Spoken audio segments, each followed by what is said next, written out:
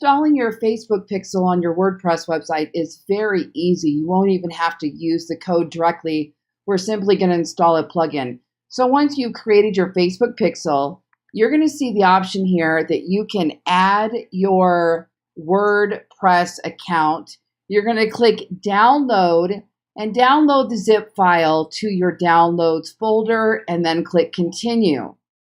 As you can see here, next on your instructions is to add the new plugin. So just on the left-hand column of your WordPress website, go down to plugin and click add new.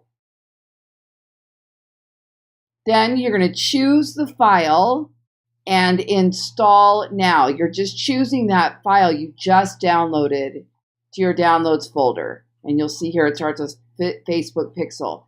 Click install now. Here's the full name of the folder of the zip file, Facebook Pixel for WordPress. Click install now. And then once it installs, go ahead and click to activate the plugin. All right, next you're going to see a little box here. I've already done mine.